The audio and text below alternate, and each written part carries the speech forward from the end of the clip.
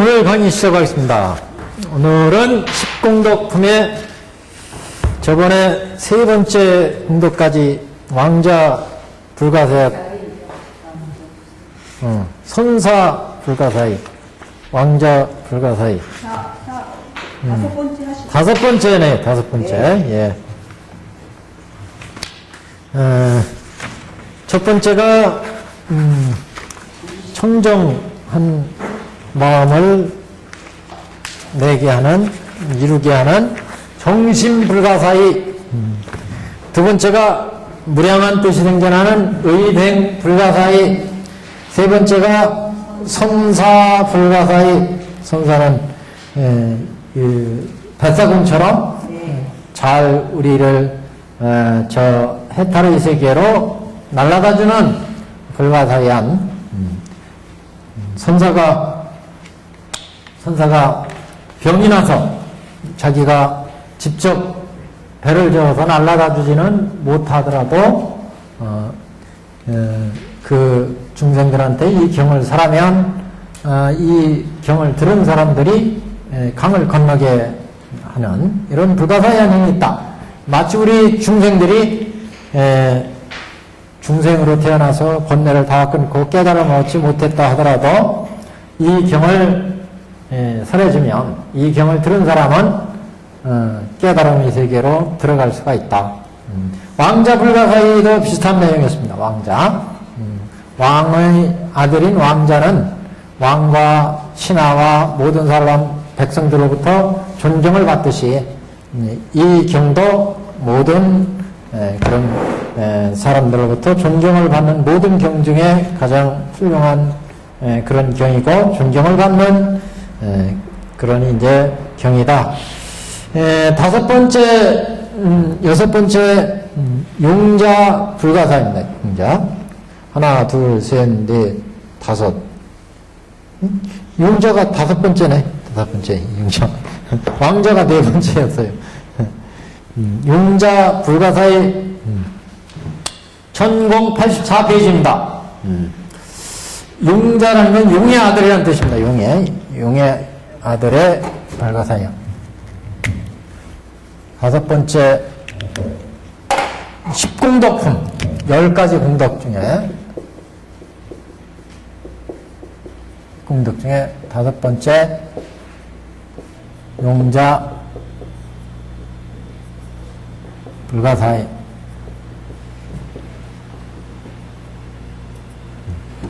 용의 아들.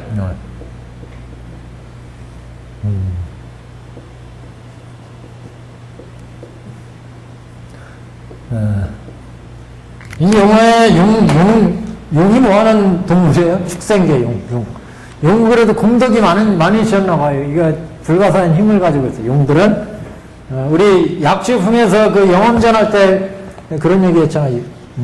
용들이 비를 내린다. 법화경설법 하는데 용의 대중들이 두 분이 와서 경을 듣고 있었어요. 그래가지고 이 용 아들들이 용들이 거기는 용의 아들이 아니고 용들이 약주품의 경을 설하니까 약주품에서 온 천하에 구름이 일어가지고 세상을 구름이 탁 덮어버리니까 그 구름에서 비를 내려가지고 온갖 산천초목들의 잎사귀와 뿌리와 줄기에 물을 적셔가지고 흠뻑 젖혀서 생장하게 한다. 이런 대목이 있는데 옛날 중국에서 어떤 법사님이 이 법화경을 설법을 하셨는데 나림없이 가물어가지고 법화경 강서를 통해가지고 이제 비를 좀 오게 이 법화경 법회를 했는데 보니까 매일 그 두 노인네가 이 옷을 깨끗이 입고 와서 경을 열심히 들어요.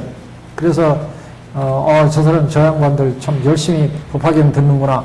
내가 다음에 만나면 어디 사시는 누이신지 좀 알고나 지내자고 알아야 되겠다. 그런 생각하고 있는데 그날 강서를 탁 하는데 이 약주의 품에 아까 말씀드린 구름이 탁 일어서 온 천하를 비가 내린다. 요 대목을 강서를 딱 하는데 시체 밖에 보니까 막 비가 주룩 내리더라. 그래서 참으로 경전의 힘이 불가사의하다 그렇게 생각했는데 그 이튿날 되니까 이 노인네들이 다음 법회에는 빠져요. 안 와. 그래서 이상하다. 이 노인네들 왜 안 오지? 그리고 궁금하게 생각했는데 고단 법회째쯤 되니까 이 두 사람들이 나왔어. 나왔는데 이 두 사람들이 서로 부축해가지고 다리를 쩔뚝쩔뚝거리면서 오더라고요. 그래가지고 그날 강의를 끝나고 이 법사님이 두 사람 불렀어요. 노인장들은 도대체 어디 사시는 누이신데 그동안 그렇게 열심히 강의를 들으시고 또 어제는 왜 빠졌느냐? 그랬더니 이 노인네들이 자기들은 사람이 아니라 용이라 용. 그래서 용인데 이 법화경 강의하는 걸 강의한다고 그래가지고 지금 열심히 들었는데 그 법화경에 구름이 일어가지고 온 천하초목들한테 비를 내린다는 대목을 법사께서 강설을 하시는데 너무도 강경해가지고 자기들이 비를 내리게 했대. 용이니까. 그게 문제가 됐어요. 그래가지고 용궁에 호출을 받았어. 용궁에. 그래서 용왕한테 끌려가니까 용왕님이 하시는 얘기가 왜 때가 아닌데 비를 내리게 했느냐? 그래가지고 뒤지게 얻어맞았어요. 그래가지고 이튿날 다리를 쩔룩쩔룩 절면서 나왔다. 용들이 이렇게 비를 내리게 그 능력이 우리 경에 보면 이 용들은 나은제 일회가 되면 하루 이틀 혹은 일회가 되면은 7이라고 했죠? 그러면은 여기는 왕자 다섯 번째 7일 만에 비를 내리게 한다. 용들은 나은 지 7일 정도만이면.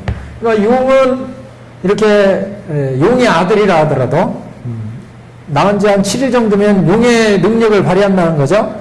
그래서 이 법화경도 용의 이 아들처럼 이렇게 아주 신통력이 있어서 이런 그 위신력이 있다.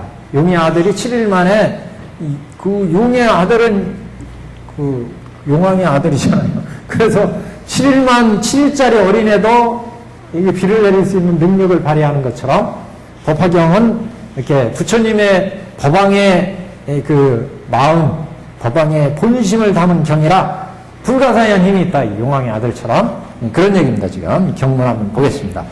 천공 84페이지의 셋째 줄부터 현남자여 다섯째 이경의 불가사의한 공덕과 힘이라 하면 이건 다섯 번째 경의 불가사의한 공덕을 밝힌다 이런 의미고 어떤 사람이냐 문지인 뭐 이렇게 표시하는데 이 경을 지니는 사람 어떤 사람이 이 경을 지니느냐 만일 선남자 선여인이 혹은 부처님이 세상에 계시거나 혹은 멸도하신 후에 이와 같은 신이 깊고 위없는 대승의 무량의 경을 받아가져 읽고 외우고 옮겼으면 그러니까 이 경을 지니는 사람을 지금 표시한 거예요. 이거는요. 어떤 사람이 이 경을 지니는 사람은 어떤 이익이 있느냐 그 다음부터는 득이 그러니까 경문이 이게 그냥 이렇게 구성된 게 아니라 처음은 불가사의한 힘이 있다. 다섯 번째 공덕을 나타낸다.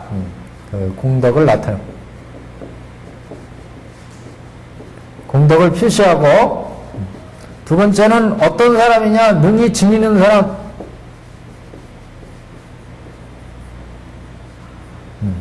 그 다음에 그 지니는 사람이 얻는 이익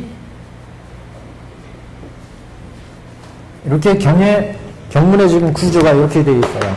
그 설명이 그러니까 다섯째 이 경의 불가사의한 공덕과 힘이라 하면 이거는 공덕을 표시하는 거고 다섯 번째 공덕을 나타내는 거고 그 다음에 만여 선남자 선여인이 혹은 부처님이 세상에 계시거나 혹은 멸도하신 후에 이와 같이 힘이 깊고 위없는 대승의 무량의 경을 받아가져 외우고 옮겼으면 쓰는 사람을 얘기하는 거예요. 지니는 사람.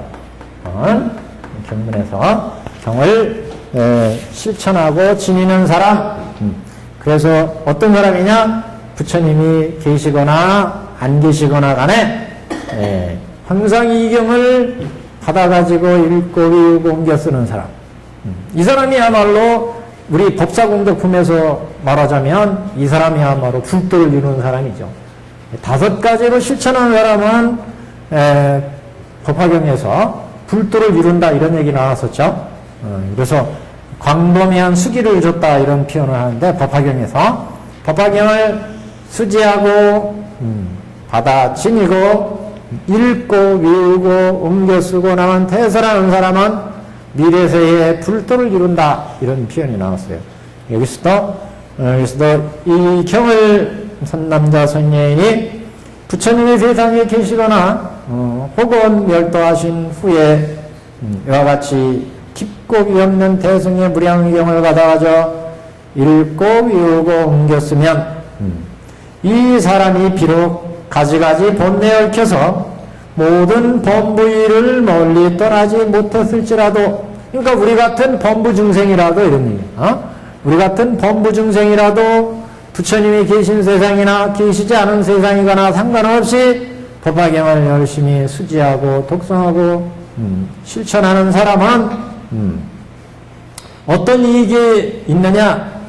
이 사람은 비록 우리가 본내를 다 열지 못해서 범부 중생이라 하더라도 능히 큰 도리들을 보이고 나타내서 하루를 늘려 백겁으로 하며 백겁을 또한 능히 줄여 하루로 하여 중생으로 하여금 환희하고 신복하게 하리라.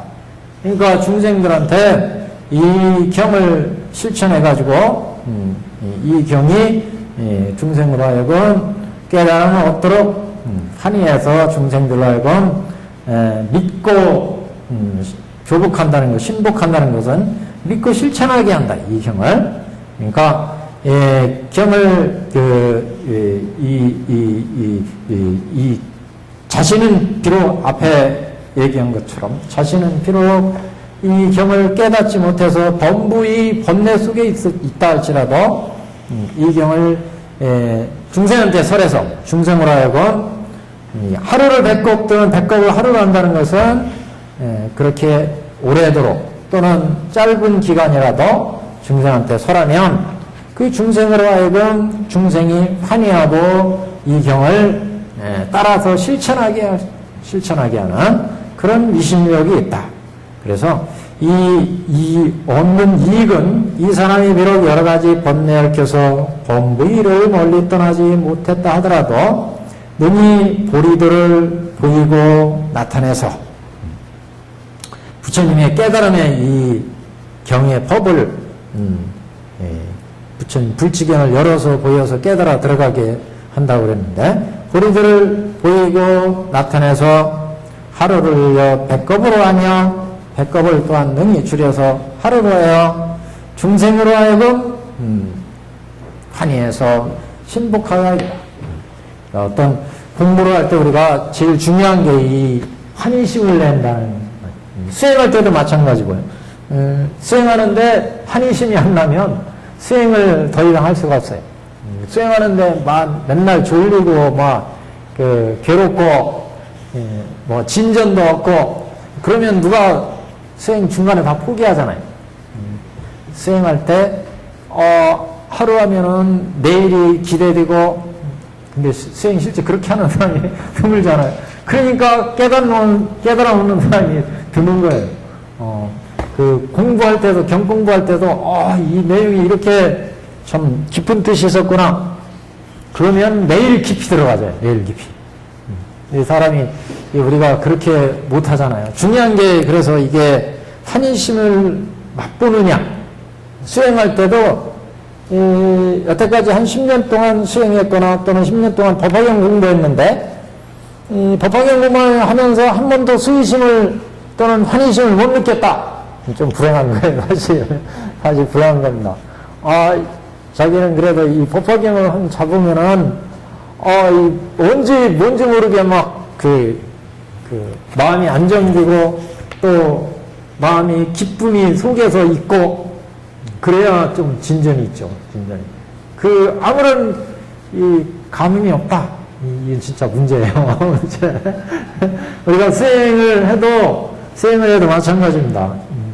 수행에 진전이 있는 사람은 진짜 그 법화경을 독송하고 아니면 뭐 앉아서 십삼을 참고할 때 아니면 제목봉창을 할 때 환희심이 하는데 이 환희심이 생겨가지고 자기도 모르게 그 기쁜 마음에 그 저 깊은 가슴 마음속으로부터 이게 솟아 올라와야 그래 진전이죠. 그래야.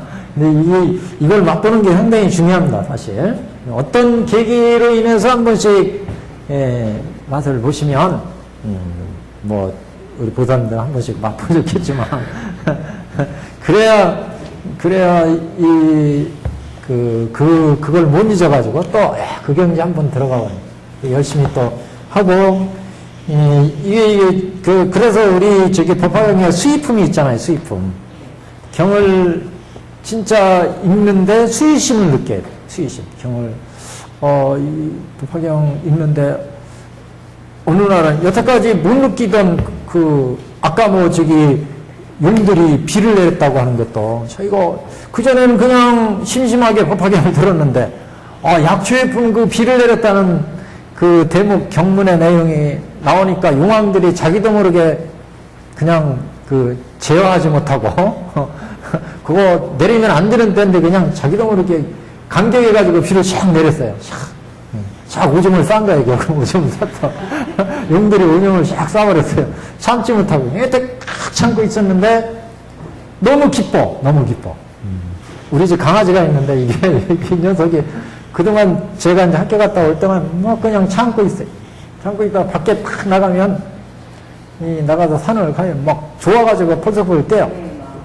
그러다가 그냥 한 번 그냥 오줌 싸기 전에 여태까지 참고 있다가 이게 상처가 났잖아요. 이거 화덕장 산으로 뛰어가지고 얘가 넘어져서 펄쩍 뛰는 바람에 나무가지가 그 줄에 탁 걸려가지고 어제 그래가지고 그래서 그렇다고 야단칠 수도 없고 그래가지고 야 임마 다음에는 사과할 때라죠. 그랬는데 여기하고 나무가 그 썩은 나무 튀어가지고 다행히 그래도 살짝 스쳤어요. 아니 그 묶은 거 이렇게 끌고 갔는데 화백백 튀어가지고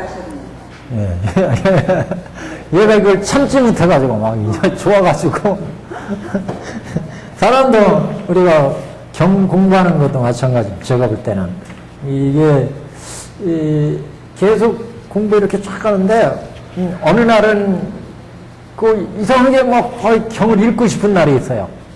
경을 읽고 싶은 날이.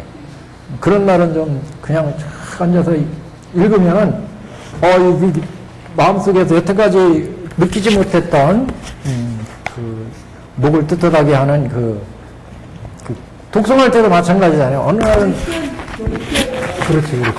독송할 때도 어느 때는 그냥 무미건조하게 독송하는데 오늘은 진짜 막 그냥 막 열의가 생겨요.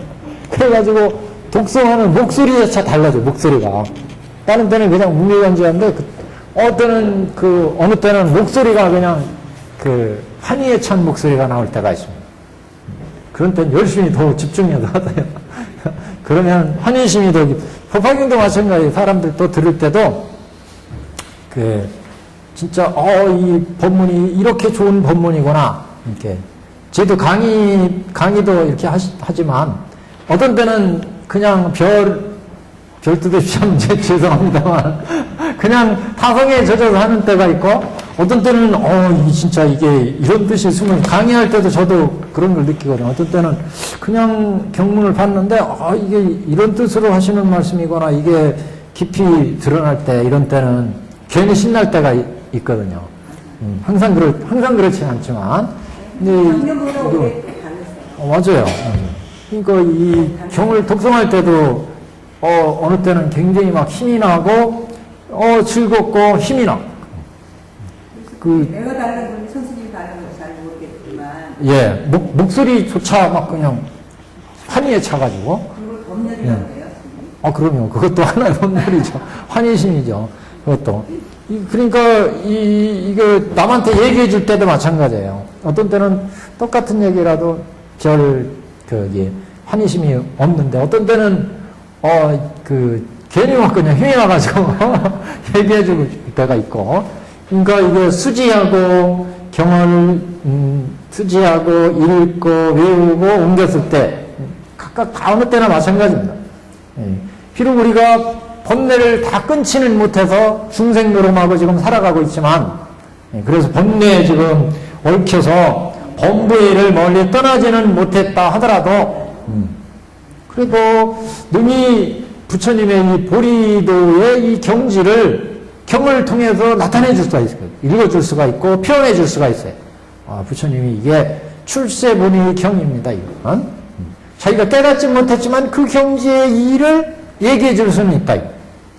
부처님 그 서품에 보시면 부처님이 그 산매에 들어가지고 무량하셔 산매에 들어서 그 위대한 법계의 경지를 얘기해 주시더라. 육도 윤회하는 중생의 세계를 보여주고 깨달음의 세계를 보여주고 보살도 닦는 중생들의 모습을 보여주고 이 부처님의 그 마음의 경지를 설명해 줄 수는 있어요. 내가 지금 깨달음 그 같은 부처님의 마음을 깨닫지는 못했다 하더라도 그런 거 설명해 줄 수는 있다. 그래서 이 사람이 비록 가지가지의 번뇌에 얽혀서 범부의를 멀리 떠나지는 못했을지라도 능히 보리들을 보이고 나타내서 하루를 늘려 백겁으로 하루를 늘려. 보통 이제 그 얘기 우리 서품 냈을 때 그런 얘기가 나왔죠. 그 1월 등명불이 법화경 설하시는데 그 백겁을 뭐 하루 지나가듯이 이렇게 설법을 했다. 백겁을 하루의 짧은 기간인데 백겁이 싹 지나갔어요. 그 기간이. 마찬가지로 우리가 하루를 지금 설법을 하는데 백겁을 설법한 것처럼 싹 지나갔어요. 하루를 늘려 백겁으로 하며 백겁을 늘려 백겁을 또한 줄여서 하루로 해서 백겁의 그 긴 세월을 긴 세월의 설법을 하루 설법으로 탁 또 해치우는 경우도 있어요. 그래서 이렇게 백겁을 하루를 늘려 백겁으로 하며 백겁을 또한 줄여서 하루로 하여 중생으로 하여금 환희하고 신복하게 하리라. 중생들을 법의 그 환희심을 느끼게 해주고 또 경을 따라서 실천할 수 있게끔 신복하게 한다는 건 경을 믿고 실천하게 한다. 조복하게 한다. 신복하게 한다. 그래서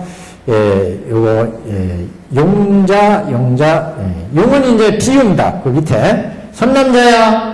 이 선남자 선녀인은 비유하건대 용의 아들이 나온 지가 7일만 되어도 능히 구름을 일으키고 또한 능히 비를 내린 것 같으니라.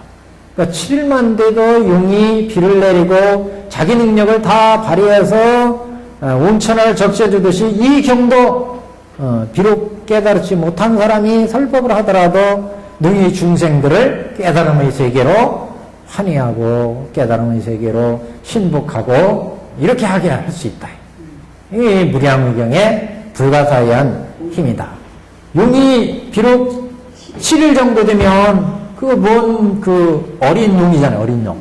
그 뭔 힘이 있겠어요. 그런데도 용은 지 할 일을 해. 비를 내리고 천하를 적셔줄 수 있는 그런 능력이 있다. 이 경도 마찬가지다. 이 경도 용과 같이 자기 할 일을 다 한다. 비록 우리 중생들이 깨달음을 얻지는 못한 중생이라 하더라도 이 경을 설하면 이 경이 용왕의 아들처럼 힘이 있기 때문에 중생들로 하여금 이 경을 듣는 중생들로 하여금 환희심을 느끼고 신복해서 경을 실천하게 하는 불가사의한 힘이 있다. 우리가 비록 그 경을 설하는 사람이 비록 깨달음을 얻지 못했다 하더라도 용왕의 아들이 힘을 가지고 있는 것처럼 이 경이 불가사의한 힘이 있기 때문에 우리가 그 얘기를 해주기만 하면 그 가르침을 듣는 사람이 환희하고 신복해서 용왕의 아들이 비를 내린 것처럼 그런 힘이 있다. 무슨 얘기인지 아시겠죠? 네. 선남자여, 선남자 선여인이 비유컨대 용의 아들이 태어난 지 7일만 되어도 능히 구름을 일으키고 또한 능히 비를 내린 것 같음이라. 선남자야, 이것이 이 경의 다섯째 공덕이요 불가사의한 힘이니라. 그러니까 용왕의 아들인 용이 7일짜리 7일만 되어도 능히 비를 내리는 능력이 있는 것처럼 이 경도 비록 이 경을 설하는 사람이 깨달음을 얻지 못하고 범부중생에 불과할지라도 이 경을 설하면 이 경을 설해서 부처님의 깨달은 경지 보리도를 나타내 보이고 그것을 설하면 듣는 사람은 이 경에 불가사의한 용왕의 아들처럼 불가사의한 힘이 있기 때문에 그 사람하여금 깨달음 환희자고 행복하게 할 수가 있다. 여기에 다섯 번째 용자 불가사의한 힘이다. 그래서 여기는 이제 비유로 나타나 비유로. 그 다음에 여섯 번째는 치등 불가사의한 이렇게 치등. 이것도 왕과 밀접한 관계가 있습니다.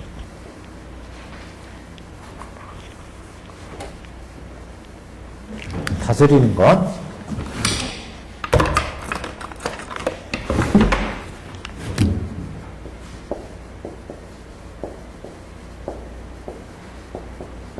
왕이 다스리는 것과 똑같이 다스린다. 치등.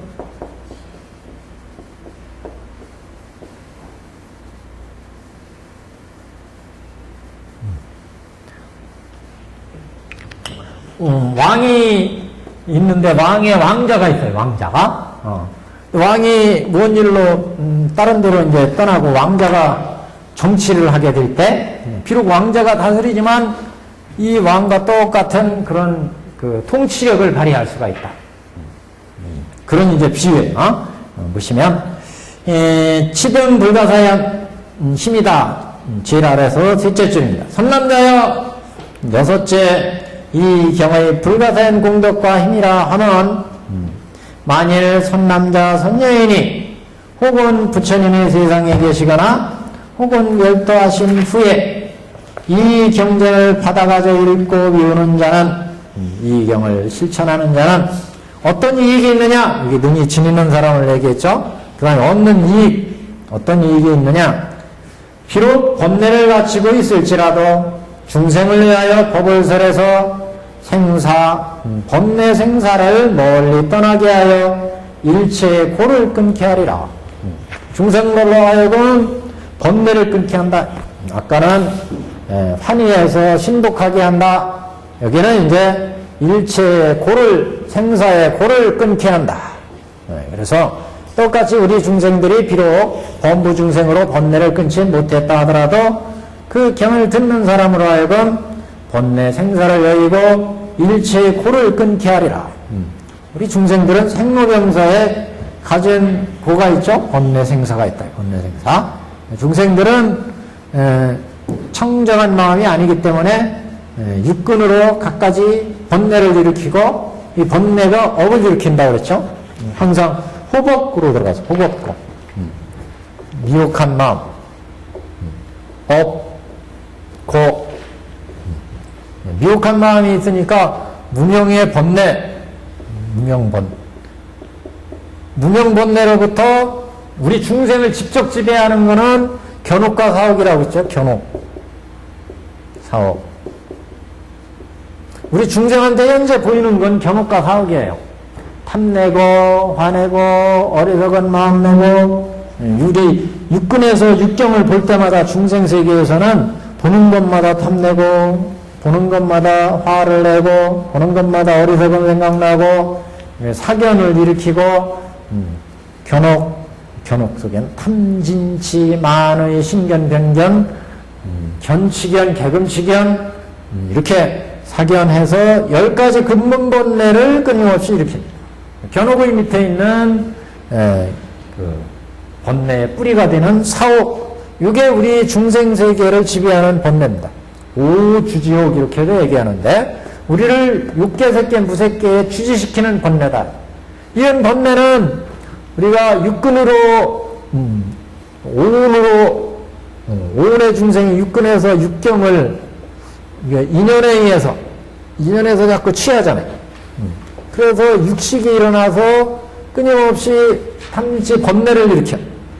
그러니까 미혹의 세계에 빠지게 한다. 폭업을, 미혹의 번뇌를 끊임없이 육근에서 육경을 보면 보는 것마다 탐내고 듣는 것마다 냄새 맡는 것마다 맛보는 것마다 접촉하는 것마다 그래서 육근에서 안일이 설심이에서 색성향 비축법을 인연에서 일으키기 때문에 끊임없이 여기 색온, 수온, 상온, 행온, 식온 끊임없이 수상행식을 만들어낸다. 나를 만들어낸다. 그러니까 내가 끊임없이 미혹에 빠질 수밖에 없어. 번뇌 속에 빠질 수밖에 없어. 육근에서 육경의 인연에 의해서 보고 듣고 맛보니까 탐진치 번뇌를 만드니까 끊임없이 미혹의 번뇌를 만들어낸다. 번뇌. 이 미혹의 번뇌는 가만히 있질 않아요. 항상 업을 일으켜. 신업이나 구업이나 의업이나 항상 업을 일으킨다. 볼 때마다 탐내고 화내고 어리석은 마음을 내고 나를 번거롭게 하는 이 번뇌 담, 진, 치, 만, 의, 신견, 변견, 사견, 견치견, 개금치견 이렇게 10가지 번뇌 10가지 근본 번뇌가 일어나면 이 번뇌들은 가만히 있지 않아요. 항상 업을 일으켜. 탐내려는 그 탐내는 걸 가지고 싶어 하잖아요. 가지고 싶어 하니까 몸으로 업을 일으키거나 살살 꼬셔서 가져오거나 구업을 일으키거나 그게 안 되면 상상으로도 고래등 같은 집을 짓기도 하고 남의 물건을 훔쳐오기도 하고 갖가지 생각으로 화를 내도 마찬가지. 화를 내면 주먹이 가거나 신업으로 가거나 말로 욕을 하거나 생각으로 뜻으로 또 업을 짓거나 그 나쁜 놈의 새끼 속으로 막 욕하잖아요. 속으로 이렇게 업을 이렇게 어리석은 생각 일으키면 마찬가지예요. 어리석은 생각을 그대로 어리석은 마음이 일어나면 몸으로 어리석은 짓을 일으켜요. 강도질을 하거나 도둑질을 시키거나 몸으로 입으로 또 어리석은 짓을 시키죠. 그 다음에 뜻으로 또 어리석은 생각을 해. 이렇게 10가지 번뇌가 일어날 때마다 신업과 구업과 의업을 일으켜. 이 업들이 어디에 쌓여? 내 오온에 쌓인다. 오온에. 예. 느끼고 생각하고 인식하고 판단하는 수상행식 세곤의 지수화풍에 내 육신을 이게 형성하게 하고 그 다음에 느끼는 내 감정에 생각하는 내 마음에 또 마음의 움직임으로 또는 인식 판단하는데 이게 작동을 또 그래서 신업과 구업과 의업이 일어나면 신업과 구업이 일단 업이 일어나니까 업이 일어나면 선업이나 악업이에요. 선하지도 않고 악하지도 않다. 이거는 업으로 치질 않아요. 그래서 나중에 우리가 꼴깍하고 가면 선업과 악업에 의해서 악도 선도로 가잖아요. 악도 선도. 선도로 가고 악도로 가는데 이렇게 선악이 안 된 업은 이건 선하지도 않고 악하지도 않다 그러면 여기에 영향을 안 줘요. 그래서 이렇게 선한 업이나 악한 업을 일으키게 된다. 이렇게 선한 업이나 악한 업을 일으키면 이건 반드시 결과를 초래하죠. 과를 초래한다. 결과를. 신업이나 구업이나 의업을 일으켰으니까 선과나 악과를 초래한다. 이거 악과를. 이 과는 또 가만히 있지 않고 보를 만들어요. 보받음. 보받음이 뭔지 아시죠? 그거 선업이나 악업을 일으켜요. 내가 탐진치, 탐내는 마음이라서 저기 보석이 있는데 저 밍크 코트가 있는데 진짜 가지고 싶어. 근데 돈이 없어. 그래서 훔쳤다. 그럼 신업을 일으킨 거예요. 신업을 일으키니까 도둑질한 거죠. 그러니까 악업의 과를 일으킨다. 그래서 악업의 과를 일으키면 이 과는 보를 철해. 돈 없이 남의 거 훔쳤으니까 옆에 사람이 봤어. 자기는 아무도 못 볼 때 한 것 같았는데 CCTV가 보고 있어. CCTV가. 그러면 보바덤이 있어요. 경찰서 오라고 그래. 그럼 가야지, 어떻게. 이 보바덤이 있어요, 봐. 근데 이것으로 끝나는 게 아니야. 이거는 또 쌓여, 업이 쌓여. 네. 그래서 이 업이, 뭐, 식으로 치면 제8 아리아식에 쌓인다, 아리아식. 아리아식. 네. 아리아식. 이 아리아식에 쌓이면 이게 업식이라고 그래요. 그래서 우리가 꼴깍하고 죽으면 육신은, 이 세고는 지수합본으로 다 분해돼서 없어져. 그러니까 우리 몸은 피와 살은 그 지혜, 땅의 기운으로 다 없어지고, 아리아식. 이거는 지수화풍이잖아요. 색은 수, 화, 풍. 우리 꼴깍하면 인연에 의해서 여태까지 인연에 의해서 작동해서 지금 인연에 의해서 소화를 시키고 했는데, 소화를 시키고 숨을 쉬고 했는데 이게 다 멎어버리니까, 육신이 멎어버리니까 이제 부패하기 시작해. 그러면 화장을 하거나 땅에 묻거나 하면 피나, 우리 이 뼈나 살은 지혜 기운으로 다 흩어지고, 우리의 피나 뭐 땀이나 오줌은 수의 기운으로 싹 가버리고, 우리의 온기는 화의 기운으로 싹 가버리고, 우리가 숨 쉬는 것은 이거 풍의 기운으로 가고, 그럼 육신이 가버리잖아요. 육신이 없어지면 뭐가 남아요? 느끼는 거, 생각하는 거, 마음, 그러니까 분노하고 슬프고, 혼도 슬프고 기뻐요. 기뻐요. 그리고 인식 판단하는 건 남아있어요. 이거 남아있으니까, 그래서 7일 죄를 지내자요. 죄를 보시면, 육신이 없어졌으니까, 이 식이 이제 육신의 지배를 안 받으니까, 이 머리 인식만 남아있어. 실제 배고픈 건 아닌데, 마음은 배고플 수가 있어요.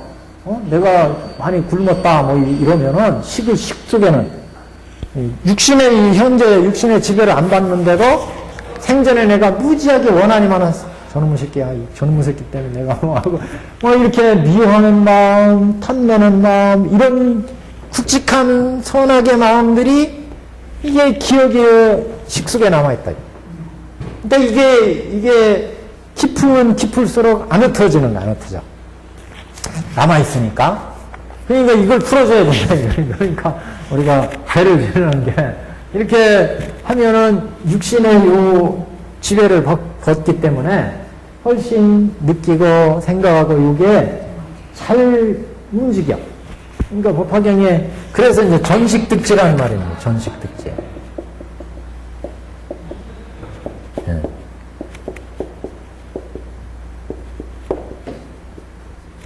이게 인식이거든요. 요걸 전체를 얘기하는 거예요. 마음. 요거 마음 자리에. 우리 불교에서 마음은 이렇게 네 가지가 합해진 걸 마음으로 보통 봅니다. 그러니까 마음을 나눠보면 여기 느끼는, 감정의 느끼는 수와 요거 생각하는 상과 행, 분노하고 화내고 하는 마음, 행. 그 다음에 인식 판단하는 놈. 이렇게 마음에 네 가지 작용이 있어요, 마음도. 그러니까 마음도 가만히 보면 슬프고 기쁘고 이렇게 감정이 있고, 또 화를 내기도 하고, 노여하기도 하고, 슬퍼하기도 하고, 이렇게, 이거 마음 행이야, 행, 이게. 또 이건 생각도 해, 상. 또 판단도 해, 인식 판단. 이게 다 마음에서 일어나는 거야. 이거만 남는다. 그래서 이 마음들이 법화경의 법문을 들으면 훨씬 육신에 이제 지배를 안 받으니까. 육신이 피곤하고 그러면 졸리고, 여기 어디가 아프면은 거기에 신경 쓰이고 그러다 공부도 못하고 이러잖아요. 이게 벗어나니까 훨씬 공부하기가 쉬워요. 그래서 쉽게 이렇게 전식이 일어나는 전식. 여태까지 번뇌가 이만큼 있었는데, 악한 마음이 이만큼 있었는데, 그 무상계 같은 데에 막, 그거 보면 나오잖아요. 이 대소, 변리로 이게 다 없어지고, 육신은, 이 이상은 다 무상한 것이다. 그래서 무상계를 들려줘. 그러면 여태까지 탐내고 화내고 해서 막 그냥 집착하고 붙들고 있던 것들을, 그게 다 인연으로 만들어진 무상한 거구나. 이걸 느끼는 거예요, 자기도. 그러면 이제 전식에 일어나서 득지가 일어난다. 지혜를 얻을 수 있어요. 지혜를. 그 탐내는 마음, 화내는 마음을 다 이제 이 육신의 이 욕망에 의해서 때까지 막 그냥 활발하게 뛰었는데 이걸 싹 가른쳐 놓고 보니까 우리 흙탕물 있던 거 놔둬버리면 이렇게 흙이 밑으로 쫙 가라앉고 맑은 물 있듯이 영가들도 이제 흙이 가라앉혀서 한 바퀴 이 불경을 들으면서 생각을 하면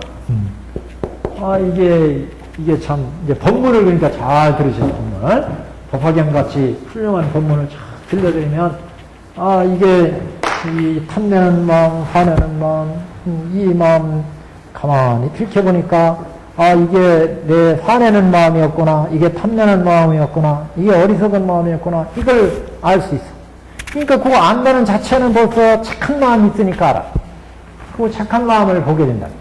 착한 마음을 딱 알면은 이제 이건 악이고 이건 선이구나 지혜롭게 자꾸 이제 판단할 수가 있어. 그리고 이 사람 참 무상하구나. 이게 다 지혜. 그 지혜가 딱 나오기 시작하면 지혜 밑에 이게 부처님의 그 청정한 마음, 불성을 볼 수 있다. 부처님의 청정한 마음, 불성을. 얘가 이제 영가들한테 이걸 잘 설득을 해야 돼. 그러니까 양가 방문을 하든지 아니면 의식을 하든지 이게 이렇게 해서 근데 왜 여기로 갔어요? 우리가 이게 우리가 생전에 모든 게 바로 이게 선악 고랄.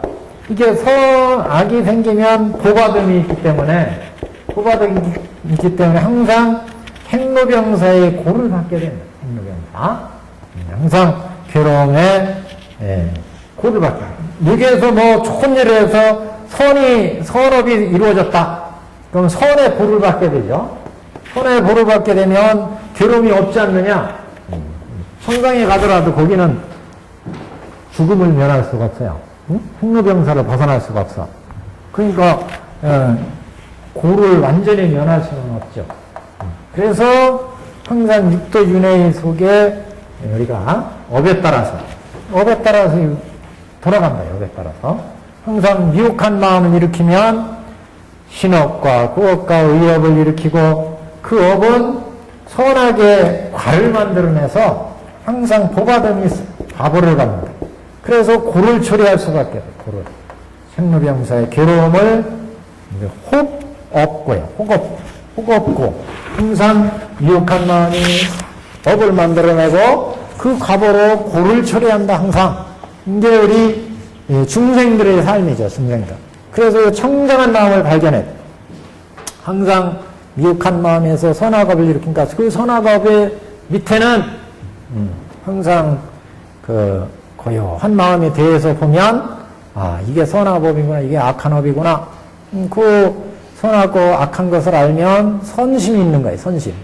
그 선심을 잘 개발하면 선심이 바로 이제 잘 판단하는 게 이게 선이구나, 악이구나. 이 지혜.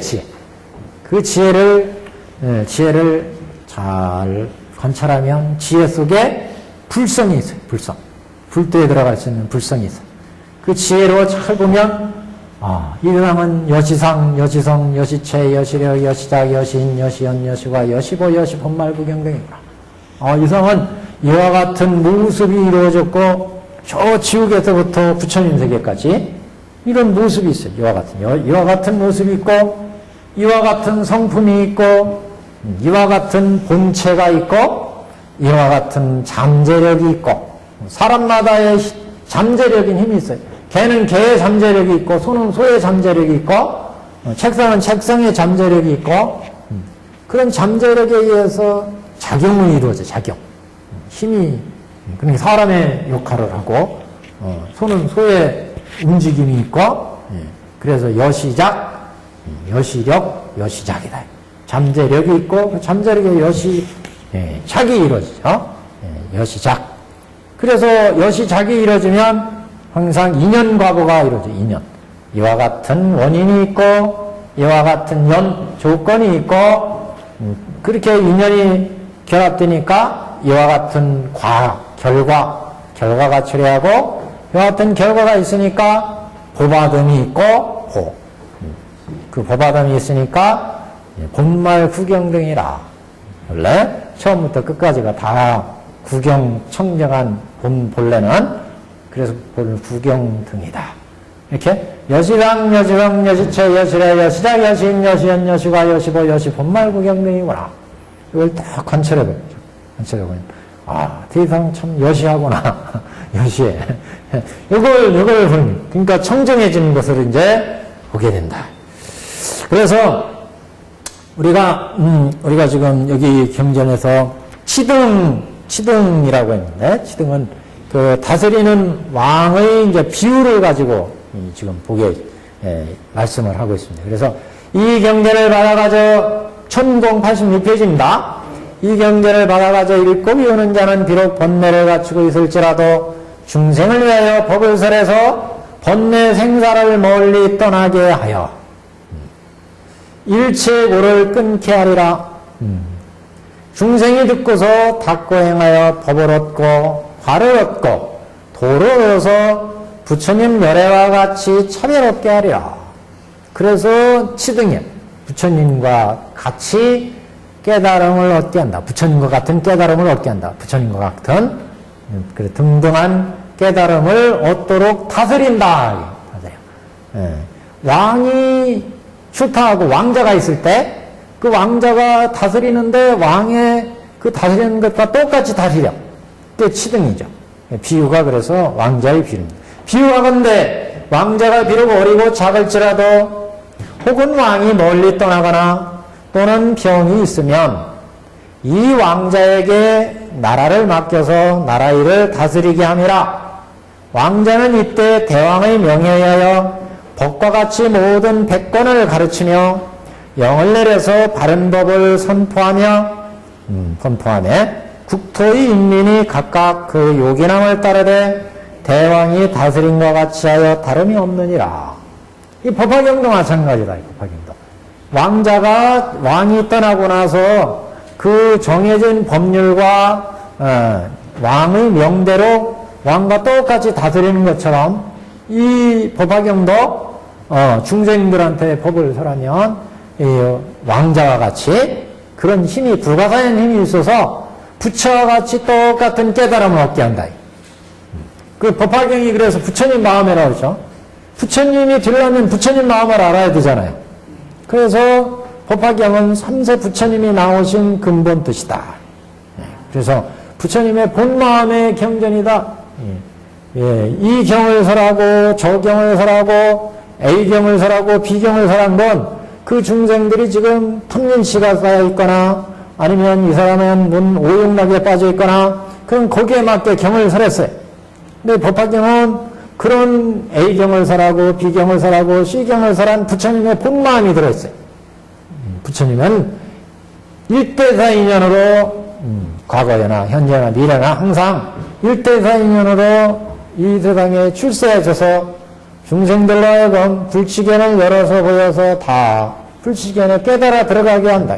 그러기 위해서 때때로 부처는 인연과 비유로 갖가지 무량한 법을 설했다. 이게 법화경의 법문 아니겠어요? 그렇기 때문에 부처는 항상 일불승을 위해서 불도를 위해서 A라는 경도 설했고 B라는 경도 설했고 C라는 경도 설했다. 그걸 밝혔어요. 그래서 장자궁자에서 장자가 똥치는 일도 시키고 밥 가는 일도 시키고 그거는 자기의 전 재산을 다 아들한테 물려주기 위한 거였어요. 법화경이 바로 그런 경이에요. 부처님 본마음을 담고 있다는 건 이 법화경은 일체 중생을 다 불도로 인도하기 위해서 설한 부처님의 본마음을 드러냈다. 그렇기 때문에 경이 불가사의한 꼭 부처님과 같은 마음의 경지를 깨닫게 한다. 그래서 치등 불가사의 치등분. 왕이 출타하셔가지고 내가 없는 동안 이 나라를 다스려라. 그래가지고 왕자가 나라를 다스리는데 정해진 법에 의해서 왕이 명한 대로 이 왕자가 나라를 다스렸어요. 그러니까 왕이 다스린 것과 같이 똑같이 나라가 돌아간다. 법화경도 마찬가지다. 법화경도 부처님의 본마음을 똑같이 담고 있어요. 이 경이. 그러니까 그걸 그대로 우리 중생한테 설하면 그 부처님 본 마음에 싹 들어가게 한다. 그래서 치등 불가사의한 힘이 있다. 다스리는 것과 똑같이, 왕이 다스리는 것과 똑같은 그런, 그러니까 부처님의 마음, 부처님이 다스리는 똑같은 그런 마음의 경지를 깨닫게 한다. 부처님이 다스리는 마음의 경지는 뭐예요? 모든 중생을 다스려서 다 불도를 이루게 하는 거예요. 그와 같이 불도를 이루는 그런 다스리는, 똑같이 부처님과 똑같이 다스리게 하는, 부처님과 똑같이 다스리게 하는 불가사의한 힘이 있다. 무량의경은, 법화경은 그 소리죠. 그러니까 법화경은. 그래서 이 무량의경이 우리가 보현보살 행국경과 더불어서 법화경의 삼부경이라고 그랬죠. 이 법화경 삼부경이라는 것은 결국 법화경이라는 뜻이에요.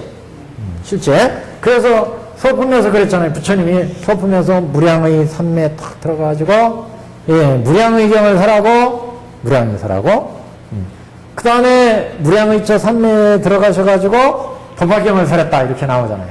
무량의경을 설한 다음에 법화경을 설했어요. 그래서 법화경의 서경에 서경은 바로 부처님의 뜻이 들어가 있는 경이다. 별경인 보현관경 우리가 이제 이거 끝나고 이제 보겠지만 보현관경도 법화경을 딱 설하시고 이 부처님의 본마음이 들어있는 이 경을 실천하는 보현행을 이제 보현보살 권발품에 설했는데 그 보현보살 권발품의 보현행법 요거를 이제 강조해가지고 어떻게 수행법으로 닦아서 불도를 이룰 수 없겠는가 그 수행법을 3721일 수행하는 수행법으로 정리한 게 보현보살 행법경이에요. 행법으로 그래서 행법 다음에 우리 갈 때 설명을 하겠지만 행법 수행법으로 일단 숫자를 보면 수행, 수행법. 행법으로. 그래서 이 경이나 무량의경이나 그래서 이 무량의경이나 법화경 항상 부처님이 혼념하시는 경이다 이런 표현 나오잖아요. 항상 혼념한다. 항상 염두에 두고 생각하시는 경이. 그러니까 이건 당연한 얘기죠. 부처님의 본마음이 이런 본마음인데 이런 본마음. 동그란 본마음. 그래서 어떤 때는 이 동그란 본마음에서 A라는 법도 나오고 B라는 법도 나오고 C라는 법도 나왔다. 그 A라는 법, B라는 법, C라는 법은 다 이 동그란 불도를 이루기 위해서 부처님이 설하신 법이라는 거죠. 그런 부처님의 본마음을 이 경이 가지고 있으니까 부처가 되려면 이 부처님의 본마음을 알아야 돼. 그래서 일월등명 볼 때도 대통지승 볼 때도 항상 법화경을 통해서 부처님이 되십니다. 그렇죠? 그래서 비유하건대 왕자가 비록 어리고 작을지라도 혹은 왕이 멀리 떠나거나 혹은 병이 있으면 이 왕자에게 나라를 맡겨서 나라 일을 다스리게 함이라. 왕자는 이때 대왕의 명예에 의하여 덕과 같이 모든 백관을 가르치며 명을 내려서 명이라는 건 명을 내려서 바른 법을 선포하며 국토의 인민이 그 나라의 국민들이 각각 그 요긴함을 따르되 요긴함과 자기 필요한 거 요긴함을 따르되 대왕이 다스림과 같이 하여 다름이 없느니라. 왕이 다스릴 때와 같이 똑같이 돌아가더라. 마찬가지로 법화경도 이 법화경을 무량의경 법화경을 설하면 우리 중생들이 그러면 이 경을 실천하면 꼭 부처님의 다스린 것과 똑같이 깨달음을 얻게 한다. 치등 불가사의력. 자, 그 다음 대목은 이제 합비 보통 그러는데 합비 그 뜻을 얘기한 겁니다. 이 비유의 뜻을. 이 경을 가진 선남자 선녀인도 또한 이와 같아서 뜻을 풀이한 거죠. 비유의 뜻. 그러니까 왕자 비유를 뜻을 비유의 뜻. 선녀인도 또한 이와 같아서 혹은 부처님이 이 세상에 계시거나 혹은 멸도하신 후에 이 선남자가 비록 초부동지에 머무름을 얻지 못했을지라도 부처님께 의지하여 이와 같은 교법을 쓰고 설하여 이를 널리 펴느니라. 부처님과 똑같이 우리가 이 법에, 부처님 법에 의지하여 실천을 한다. 그래서 초부등지의 머무름을 얻지 못했을지라도, 우리가 깨달음을 얻지 못했다 하더라도 부처님이 설하신 경문대로 똑같이 우리가 실천한다. 그래서 초부등지의 머무름을 얻지 못했을지라도 부처님께 의지하여 이와 같은 교법을 쓰고 설하여 이를 널리 펴느니라. 중생이 듣고서 일심으로 닦고 행하여 번뇌를 제하여 끊어서, 제한다는 것은 없앤다. 그래서 번뇌를 없애고 끊어서 법을 얻으며, 도리의 법을 얻으며, 과를 얻고 도리의 과를 얻고 도를 얻으며 안역따라 삼맥삼무리의 도를 얻게 되리라. 그러니까 똑같이 다스리는 작용이 있다. 왕이 출타해가지고 왕자가 다스리면 왕이 다스린 것과 똑같이 효과가 있듯이 부처님이 가시거나 또는 멸도하신 후에 멸도가 부처님이 세상에 계시거나 혹은 멸도하신 후에 우리가 불도는 이루지 못했다 하더라도 부처님이 설하신 이 경이 있어요. 이 경대를 우리가 읽고 외우고 실천하면 부처님이 있을 때 다스린 것과 똑같이, 다스리는 것 똑같이 우리도 부처님의 그 가르친 교법을 실천하면 우리도 똑같이 불도에 들어갈 수 있다. 다스림이 왕자가 다른 것과 똑같이. 그래서 부처님께 의지하여 이와 같은 교법을 쓰고 설하여 이를 널리 행하느니라. 중생이 듣고서 일심으로 닦고 행하여 번뇌를 제하고 끊어서 법을 얻으며 과를 얻으며 도를 얻게 되리라. 똑같이 부처님의 깨달음과 똑같이 번뇌를 끊게 되고, 왕자가 똑같이 왕과 같이 다스리듯이 우리도 똑같이 지금 번뇌를 끊고 법을 얻을 수 있고 과를 얻을 수 있고 도를 얻게 된다. 도리의 과를 얻게 되고 성로병사를 끊고 깨달음의 과를 얻고, 그래서 이와 같이 법을 얻으며 과를 얻고 도를 얻게 되리라. 선남자여, 이것이 이 경의 6번째의 불가사의한 공덕이다. 6번째 공덕이요 불가사의한 힘이니라. 10공덕품 중에 6번째 공덕이었습니다. 6번째 공덕. 6번째는 치등 불가사의력 치등. 그 다음 7번째는 우리 도표에 보시면 상봉 불가사의력. 상봉은 상을 받는다 이런 뜻이에요. 한마디로 봉해진다, 제후에 봉해진다 이런 뜻. 상봉, 상에 처해진다, 상을 받는 불가사의, 상봉 불가사의. 7번째. 자, 1088페이지 위에서 둘째 줄. 7번째는 이경의 불가사의한 공덕과 힘이라 하면 7번째. 만일 선난자 선녀인이 부처님이 세상에 계시거나 혹은 멸도하신 후에 이 경을 듣고 환희하여 믿고 즐겨서 희유한 마음을 내어 받아가져서 읽고 외우고 옮겨 쓰고 해설하며 법과 같이 닦고 행하여 보리심을 내어 모든 성근을 일으키고 대비의 마음을 일으켜서, 여기가 이제 능히 지니는 사람, 어떤 이익을 얻느냐? 그래서 일체고뇌의 중생을 제도하고자 하면 여기까지가 형을 지니는 사람. 비록 육바라밀을 닦고 행하지 못하였을지라도 육바라밀이 스스로 앞에 나타나 몸에 무생법인을 얻고 생사번뇌를 일시에 끊고 곧 칠지의 보살에 이르리라. 그러니까 무생법인을 얻고 생사를 해탈하고 칠지의 보살 대중의 경지에 들어간다 이런 뜻이에요. 보살 대중이라는 것은, 칠제라는 것은 뭐 십지 중에 별개칭 원행지에 해당되는데, 원행지. 예, 원행지는 이제 보살도 중에 아주 깊은 보살도로 불도에 이제 가까이 가는 그런 이제 경지죠. 우리가 법화경을 닦으면 원래 그 보살 대중에 들어간다, 보살 성중에 들어간다 이렇게 얘기하는데, 보살 성중.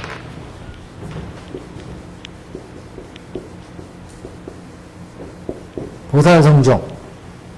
보살 성중에 들어가야 보살의 어떤 그 가피력 이런 것들도 있고 불보살님들의 도움도 받고 대승에서는 항상 그래서 불보살들의 가피를 받는다 이런 얘기가 나오잖아요. 실제 우리가 불도를 이룬다고 하는 것은 그 난행고행이 길이 보살도이기 때문에 굉장히 어렵잖아요. 그래서 불보살들의 가피를 받는다. 그래서 뭐 사리불도 그 보시면 수아승직업 동안 보살도를 닦아서 뭐 백천의 항아사 수에 부처님을 공양하고 불도를 이루리라. 그 부처의 이름 화강렬해라. 이런 얘기가 나오잖아요. 그 보살도 닦을 때 중생의 마음에 우리가 부처가 된다는 것은 부처의 그 본마음을 깨달아야 되잖아요. 그래서 수많은 부처님의 그 공양을 드려야 돼, 공양을 드린다는 게 그 우리가 부처님께 뭐 10원 놓고 20원 놓고 뭐 100만 원 놓고 그게 아니라 부처님의 법을 그 우리가 받아들여가지고 그 법을 이해한다 이게 법공양이에요, 법공양. 부처님이 설하신 가르침대로 우리가 실천한다. 그래야 공양이 되는 거예요, 그게. 그래서 우리 중생들이 사실 불도를 이룬다는 거는 그 수많은 부처님, 우리 중생의 눈에는 지금 부처님은 형상을 가진 부처님밖에 안 보이잖아요. 그러나 이 육안을 벗어나서 천안이나 해안이나 법안이나 이런 불안을 얻으면 법계에 있는 모든 부처의 모습을 볼 수 있어요. 나한테도 부처가 있고 여러분한테도 있고 이 법계에 있고 우리 본심의 본래의 부처, 현재 나타난 모습의 부처, 수많은 부처가 있는데 이런 법계의 모든 부처를 볼 수 있어요. 그러니까 상불경보살이 지어나가는 이 거지가 지나가도 당신은 부처가 될 뿐이니까 나는 당신을 존경합니다. 저러하지. 모든 법계의 불안으로 보는 거예요. 불안으로 보고 불안으로 느끼고 불안으로 생각하는 거예요. 우리 중생들은 볼 때마다 저거 민크코트 저거 가지고 싶은데 저 금덩어리 가지고 싶은데 돈 저거 저 사람도 언제 저렇게 빌딩 장만했어. 이렇게 중생들은 항상 육안으로 보니까 탐진치가 앞서요. 지혜로 보면 또 해안으로 보면 법안으로 보면 법계의 모습, 여시한 모습을 볼 수 있는 이 여시성이구나 여지성이구나 이게 무상한 거구나 이상은 저 권력 명예 아주 무상한 건데 지혜로 보면 이게 보는 안목이 다른 거예요. 여시상이구나 여시성이구나 여시 본말 구경등이구나. 그러니까 중생 눈에는 지금 탐진치가 앞서서 보니까 부처가 어디 있는지도 안 보이는 거예요. 법당에 계신 부처님이라고 그러니까 부처님이라고 남이 그러니까 부처님이구나. 뭐가 부처님인지 몰라요. 불성이 안 보이는데 뭐가 부처예요? 불성을 봐야 부처인 줄 알잖아요. 불성자리를 못 보잖아요. 근데 법화경에서 불성자리는 연인불성, 여인불성, 정인불성이 있다고 그랬습니다. 상불경보살 같이 보는 불성은 정인불성자리, 정인불성. 사리불 같이 보는 건 이거는 적어도 요인불성 정도, 지혜로 보니까 지혜로. 우리는 선악은 구별돼요, 선악. 그잖아요. 누가 나쁜 행동하면 저거 나쁜 놈. 그래가지고 요새 뭐 강남에 그 묻지마 살인이 일어났잖아요. 그러니까 뭐 이거 불쌍하다. 이게 우리가 선심이 있기 때문에 그걸 느끼는 거예요. 이거 참 누구라도 당할 수 있으니까 또 불쌍하고 착하고 이거 판단이 그건 연인불성이 있는 거예요. 연인불성. 그게 불성자예요. 그게 불성이 이제 크면 그 착한 마음이 크면 거기에서 지혜가 나오고 그 지혜에서 부처가 되는 부처의 모습을 본다. 상무경은 그걸 본 거예요. 거지가 지나가는데 이건 선악을 판단하는 거지일 수도 있어요. 지혜로운 거지일 수도 있어요. 그걸 보고 이거 부처님 당신은 부처가 될 뿐입니다. 절을 했어. 그러니까 우리가 부처가 된다는 건 그런 부처의 안목이 나와야 되잖아요. 근데 안 보여. 안 보이니까 그 부처의 말씀을 따르기도 어렵고 부처의 말씀을 실천하기도 어려운 거예요. 그러니까 법계에는 수처에 다 부처님이 계신데 그걸 못 보는 거예요. 못 봐요. 그러니까 사리불 존자가 보살도 닦을 때 수천 항아사의 부처님을 뵙고 거기에서 법공양 공양을 드리고 공경 존중 찬탄한다는 건 다 그 공양 드린다는 거예요. 그 부처님 회상에서 그 부처님의 법을 듣고 그 법을 들어요. 우리가 안 보이는데 어떻게 들어요? 근데 그게 이제 불안, 법안, 해안되면 이게 보인다. 법화경을 딱 실천하고 육바라밀을 닦고 여기에 이렇게 실천하면 이게 보이는 거예요. 보이면 법계에 도처에 있는 부처의 모습을 보여요. 그럼 그 부처님으로부터 가르침도 받고 가르침 받으면 가만히 있겠어요? 실천하죠? 실천해. 그러면 이제 불도로 가신다. 그래서 보살도 닦을 때 이제 그런 표현이에요. 수많은 부처님을 불보살들을 공양하고 존중 찬탄을 하고 마침내 보살들 닦아서 불도를 이루리라.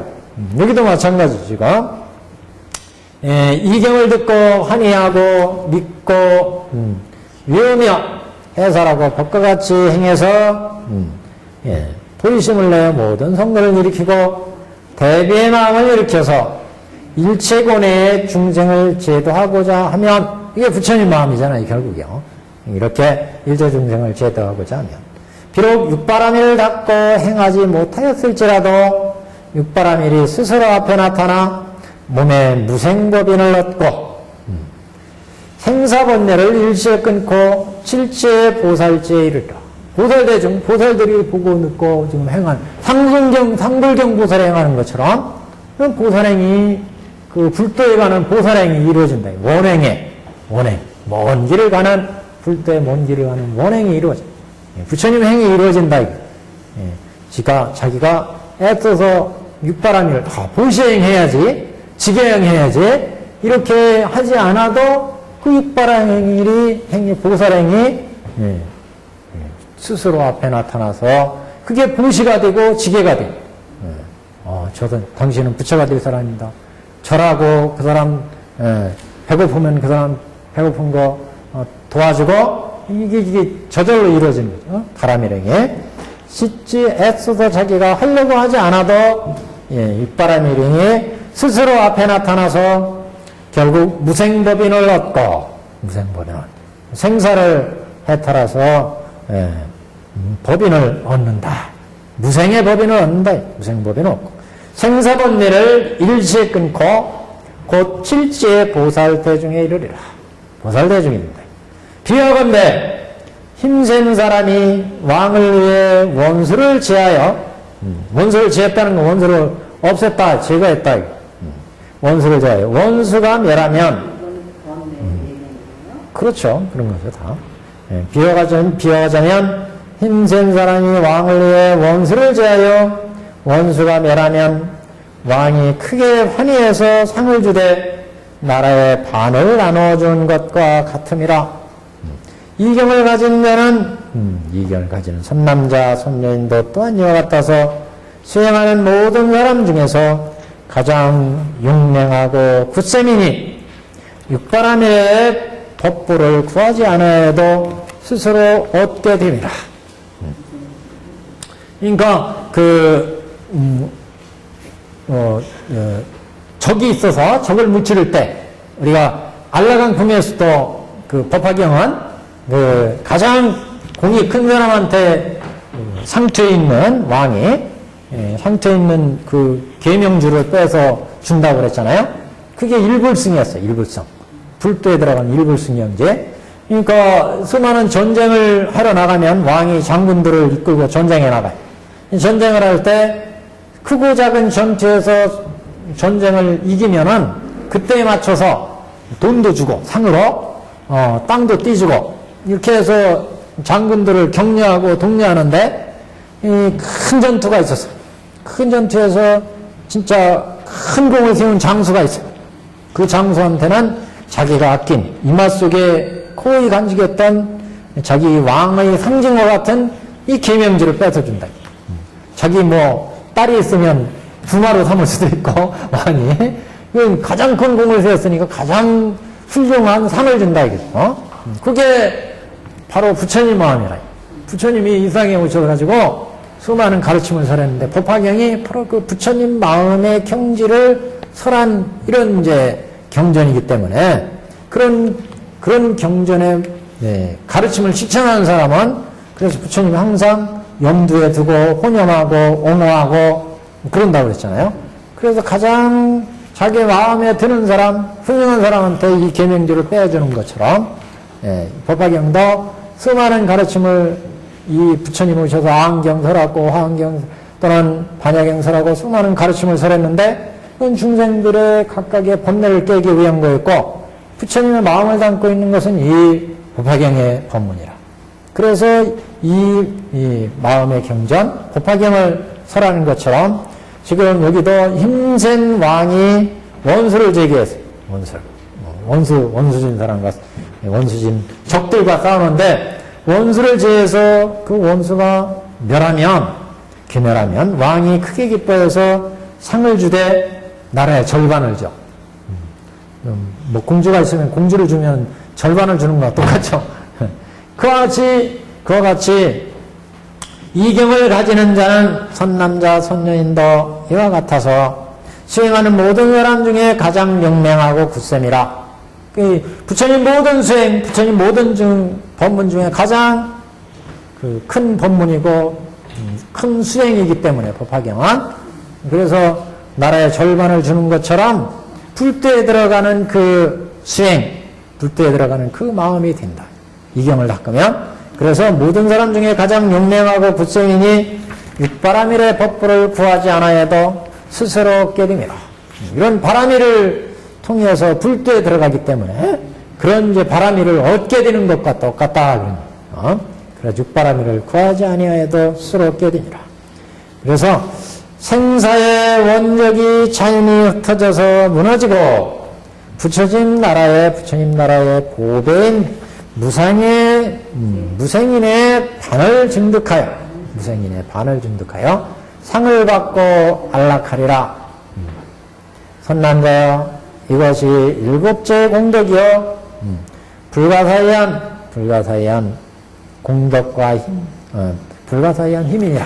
그래서 이 생사의 원적이 자연히 흩어지고 무너지고 부처님 나라의 무생인의 반을 증득하여 상을 받고 안락하리라. 이 얘기는 부처님의 그 본마음이 들어있는 그 마음의 경지에 보배구슬을 주는 것처럼 그런 이제 생사의 그 고해로부터 벗어나게 하고 그다음에 무생법인을 얻어서 안락한 불도에 들어가게 하는 그런 이제 육바라밀, 바라밀행을 얻게 한 그런 이제 힘이 있다. 불가사한 힘이 있다. 그래서 생사의 원적이 자연히 흩어지고 무너지고 흩어져서 무너지고 부처님 나라의 보배 무생인의 반을 증득하여 상을 받고 안락하리라. 그러니 이제 불가사의한 힘이 이런 상을 받는 힘이 있다. 나라의 반을 주는 상을 받는 것처럼 법화경을 실천하면 부처님의 이런 그 생사의 법리를 끊고 불도에 들어가는 그런 이제 불도를 맞는 원적을 다 물리치고 법리를 다 물리치고 불도에 들어가는 이런 바람의 행위를 얻는 이런 무생인을 얻는 그런 상을 받는 것과 같은 불가사의한 힘이 있다. 생사의 원적이 끊어지고 불도를 이루게 하는 무생법인의 반을 얻는 것과 같은 그런 힘, 무생법인의 반을 얻는 것 같은 불도의 반을 얻는 것 같은 힘이 있다. 어떻게 보면 그런 상을 받는 것과 같다. 법화경을 실천하면 그래서 법화산매에 그런 얘기가 있어요. 법화산매를 닦으면 보살 성중과 같은 부류가 되리라. 고연보살 행법경이 이제 뒤에 나가면 있는데 그 보살성중이라고 하는 건, 우리가 여기에서 보살성중, 10제 보살성중을 보통 얘기해요. 10지 정도 되면, 여기가 10주, 10행, 10회양, 10지거든요, 10지. 그래서 여기에서 견옥과 사옥이 끊어져요, 견옥과 사옥. 이건 생사를, 지배하는 법례라고 그랬죠? 우리가 생로병사를 받게 하는 견옥과 사옥입니다. 우리가 직접 살아가는 데는 요게 나타나요. 여기 진사옥이나 10행과 10회양에서 끊는 진사옥, 이거는 우리, 보통 중생들한테는 안 보여요. 이게 이제 무명옥입니다, 무명옥. 그래서 여기는 무상, 무와 공을 깨달으면 견옥과 사옥이 끊어져요. 그러니까 안경 근본불교에서는 이파사나나 아나파나 이거 닦아가지고 무상, 무와 일체 공인 것을 보는 거죠. 대승경에서는 연기무자성 공을 통해서 여기를 들어가는 거예요. 어디에? 그래서 견옥과 사옥이 끊어지면 그 다음에 보살도 닦으면서 진사옥을 끊어요. 보살도 닦으면서 여기서 이제 바람일 닦죠. 육바람일에서부터 여기서부터 닦아가기 시작해요. 그래서 바람, 육바람을 닦아가지고 무수한 보살도를 닦으면서 모든 법계 있는 중생들이 가지고 있는 그 티끌과 같이 많은 번뇌, 티끌과 같은 모래알 같이 많은 이 법계는 얼마나 많은 중생들이 있어요. 지옥, 아기, 축생, 수라, 인, 천, 성문, 연각, 성문, 보살 이렇게인데 부처 밑에 있는 모든 법계 중생들의 번뇌를 다 여기서부터 끊는 거예요. 그러니까 이 법계마다 얼마나 많은 중생들이 얼마나 많은 사정이 있고 얼마나 많은 탐진치가 있겠어요. 그걸 다 끊기 때문에 이 진사업이.